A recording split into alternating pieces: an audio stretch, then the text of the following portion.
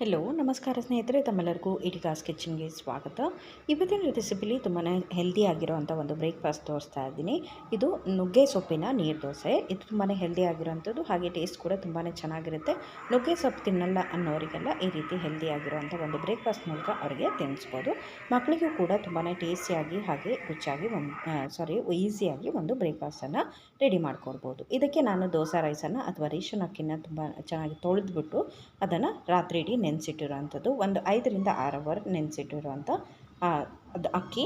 ಅದಕ್ಕೆ ಆ ಅಕ್ಕಿಗೆ ಇವಾಗ ನಾನು ರುಬ್ಬೋದಕ್ಕೆ ಒಂದು ಮಿಕ್ಸಿ ಜಾರ್ಗೆ ಹಾಕ್ಕೊಂಡಿದ್ದೀನಿ. ಸ್ವಲ್ಪ ಜೀರಿಗೆ, ಬೆಳ್ಳುಳ್ಳಿ, ಶುಂಠಿ ಹಾಗೆ ಹಸಿಮೆಣಸನ್ನು ಹಾಕ್ತಾಯಿದ್ದೀನಿ. ಸ್ವಲ್ಪ ಹಸಿ ಕೊಬ್ಬರಿನೂ ಕೂಡ ಹಾಕ್ಕೊಂಡಿದ್ದೀನಿ. ಸ್ವಲ್ಪ ಹಸಿ ಕೊತ್ತಂಬರಿ ಸೊಪ್ಪು, ಹಾಗೆ ಪುದೀನ ಬೇಕನ್ಸಿದ್ರೆ ಹಾಕ್ಕೋಬೋದು. ಹಾಗೆ ನುಗ್ಗೆ ಸೊಪ್ಪಿನ ಫ್ಲೇವರ್ ಬೇಕನ್ಸಿದ್ರೆ ನಮ್ಗೆ ಏನು ಮಾಡಬೇಕು ಅಂತಂದರೆ ಅದಕ್ಕೆ ಸ್ವಲ್ಪ ಇಟ್ಕೋಬೇಕಾಗುತ್ತೆ. ಅದಕ್ಕೋಸ್ಕರ ಸ್ವಲ್ಪ ಪುದೀನ ಬೇಕಾಗಿಲ್ಲ, ಅದಕ್ಕೆ ಕೊತ್ತಂಬರಿ ಮಾತ್ರ ಹಾಕ್ತಾಯಿದ್ದೀನಿ.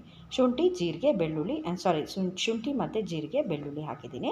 ಹಸಿಮೆಣಸಿನಕಾಯಿ, ಇದು ನುಗ್ಗೆ ಸೊಪ್ಪನ್ನು ಒಣಗಿಸಿ ಪುಡಿ ಮಾಡಿಟ್ಕೊಂಡಿರೋ ಅಂಥದ್ದು 1 ಸ್ಪೂನಷ್ಟು ಹಾಕ್ತಾಯಿದ್ದೀನಿ. ಇದರಲ್ಲಿ 1 ಸ್ಪೂನ್ ಅಂತಂದರೆ ನಮಗೆ 1 ಕಟ್ಟು ಸೊಪ್ಪನ್ನು ಒಣಗಿಸಿದ್ರೆ 1 ಸ್ಪೂನ್ ಬರುತ್ತೇನೋ, ಅಷ್ಟೊಂದು ಸೊಪ್ಪಿಗೆ ಸ್ವಲ್ಪ ಒಣಗಿಸಿ ಬಿಸಿಲಲ್ಲಿ 2 ದಿನ ಒಣಗಿಸಿದ್ರೆ ನಿಮಗೆ ಚೆನ್ನಾಗಿ ಯಾವಾಗ ಬೇಕಂದರೆ ಆವಾಗ ಸ್ಟೋರ್ ಮಾಡಿಟ್ಕೋಬೋದು. ಇದನ್ನು ಇವಾಗ ನೀವು ಚಪಾತಿ ಮಾಡುವಾಗಿರ್ಬೋದು, ಅಥವಾ ಆಲೂಗಡ್ಡೆ ಪಲ್ಯ ಮಾಡುವಾಗಿರ್ಬೋದು, ಅಥವಾ ದೋಸೆ ಮಾಡುವಾಗಿರ್ಬೋದು, ಇಡ್ಲಿ ಮಾಡುವಾಗಿರ್ಬೋದು, ಯಾವುದೇ ಟೈಮಲ್ಲೂ ಕೂಡ ನೀವು ಸೇರಿಸ್ಕೋಬೋದು.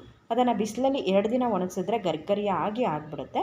ಅದನ್ನು ಇವಾಗ ಈ ರೀತಿ ನೀವು ಯಾವುದೇ ರೆಸಿಪಿಗಳನ್ನ ಮಾಡಿದ್ರೆ ಅದಕ್ಕೆ 1 ಸ್ಪೂನ್ ಸೇರಿಸ್ಕೊಂಡ್ರೆ ಚೆನ್ನಾಗಿ ಫ್ಲೇವರ್ ಇರುತ್ತೆ, ಹೆಲ್ದಿಯಾಗಿರುತ್ತೆ. ನೀವು ಯಾವುದೇ ಸೀಸನಲ್ಲಿ ಕೂಡ ಮನೇಲಿ ಬಳಸ್ಕೋಬೋದು ಅಂತಲೇ ಹೇಳ್ತಾ ಇದ್ದೀನಿ.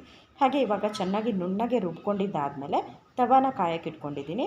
ಕಾಯಕ್ಕಿಟ್ಟಿದ್ದ ತವಾಕ್ಕೆ ಸ್ವಲ್ಪ ಎಣ್ಣೆ ಸವರ್ಕೊಳ್ಳೋಣ. ಎಣ್ಣೆ ಸ್ವಲ್ಪ ಜಾಸ್ತಿನೇ ಸವರ್ಕೋಬೇಕಾಗುತ್ತೆ. 1 ಸ್ಪೂನಷ್ಟು ಎಣ್ಣೆ ಸವರ್ಕೊಂಡು ಚೆನ್ನಾಗಿ ಕಾದಿರುವಂಥ ತವಾದ ನೀರು ದೋಸೆನ ಯಾವ ರೀತಿ ಹಾಕೋತೀವೋ ಆ ಥರ ಹಾಕೋಬೋದು.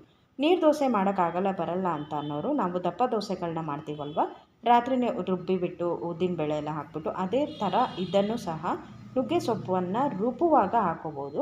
ಅಥವಾ ನೀವು ದೋಸೆ ಹಾಕುವಾಗ 1 ಸ್ಪೂನ್ ಹಿಟ್ಟನ್ನು ಹಾಕ್ಕೊಂಡು ಮಿಕ್ಸ್ ಮಾಡಿಕೊಂಡು ಕೂಡ ಹಾಕೋಬೋದು.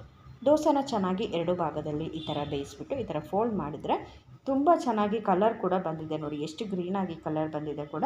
ಹಾಗೆ ಟೇಸ್ಟ್ ಕೂಡ ತುಂಬಾ ಚೆನ್ನಾಗಿತ್ತು. ನೀವು ಆವಾಗಿಂದ ಆವಾಗೆ ಬೆಳಗಿನ ಬ್ರೇಕ್ಫಾಸ್ಟ್ಗೆ ರೆಡಿ ಮಾಡ್ಕೋಬೋದು, ಅಥವಾ ಸಂಜೆ ಟೈಮಲ್ಲಿ ಮಕ್ಕಳಿಗೂ ಕೂಡ ಮಾಡ್ಕೊಬಿಡ್ಬೋದು. ಇವಾಗ ಈ ಥರ ಘಮ ಘಮ ಫ್ಲೇವರ್ ಕೂಡ ಬರ್ತಾಯಿದೆ, ನುಗ್ಗೆ ಸೊಪ್ಪಿನ ಫ್ಲೇವರ್ ತುಂಬ ಚೆನ್ನಾಗಿ ಬರ್ತಾಯಿದೆ. ದೋಸೆ ಕೂಡ ರೆಡಿಯಾಗಿದೆ. ನಾನು ಇದಕ್ಕೆ ಕಾಯಿ ಚಟ್ನಿ ಜೊತೆಗೆ ಅಥವಾ ಶೇಂಗಾ ಚಟ್ನಿ ಮಾಡ್ಕೋಬೋದು, ಪುಟಾಣಿ ಚಟ್ನಿನ ಮಾಡಿಕೊಂಡು ದೋಸೆನ ಟೇಸ್ಟ್ ಮಾಡ್ಬೋದು. ಸಾಂಬಾರು ಜೊತೆಗೂ ಕೂಡ ಟೇಸ್ಟ್ ಮಾಡ್ಬೋದು. ತುಂಬಾ ಹೆಲ್ದಿ ಆಗಿರುವಂಥ ನುಗ್ಗೆ ಸೊಪ್ಪಿನ ನೀರು ದೋಸೆನ ತೋರಿಸ್ಕೊಟ್ಟಿದ್ದೀನಿ. ಇದೇ ರೀತಿ ಹೆಚ್ಚಿನ ರೆಸಿಪಿಗಾಗಿ ಪ್ಲೀಸ್ ಚಾನಲ್ನ ಸಬ್ಸ್ಕ್ರೈಬ್ ಮಾಡಿಕೊಡಿ. ಹಾಗೆ thank you for watching my video.